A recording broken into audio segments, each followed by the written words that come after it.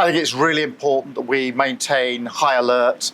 I've obviously been here at the control room of the Met looking at what's essentially the nerve centre, but my message to the police and all of those that are charged with responding to disorder is maintain that high alert. I'm absolutely convinced that having the police officers in place these last few days in the right places, the swift justice that's being dispensed in our courts have had a real impact.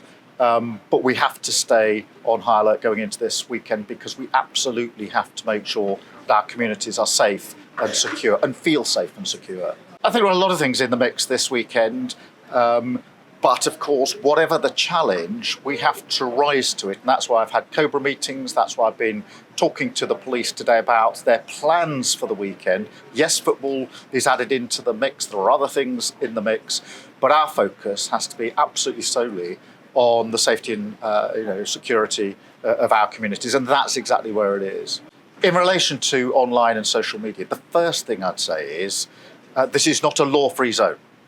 And I think that's clear from the prosecutions and sentencing. Today we're due sentencing for online behaviour. That's a reminder to everyone that whether you're directly involved or whether you're remotely involved, you're culpable and you will be put before the courts if you've broken the law. And so that's happening today, that sentencing.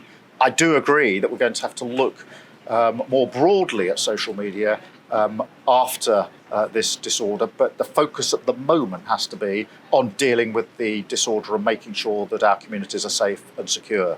I think people should be mindful of the first priority, which is to ensure that our communities are safe and secure. The vast majority of the public are absolutely repulsed by what they've seen in this disorder. They don't want it, and they expect all of us, myself included, to do everything we possibly can to ensure that the disorder stops. And that's why the message to those that are thinking about getting involved in disorder of any sort is very clear. If you involve yourself in disorder, then the full force of the law will be applied. And the fact that we've seen this week people not just in court, but being sentenced to significant terms of custody for their behaviour just a few days ago, I think is a very important message to anyone who's thinking of getting involved in the coming days. I was involved in the response in 2011 to the riots as the chief prosecutor.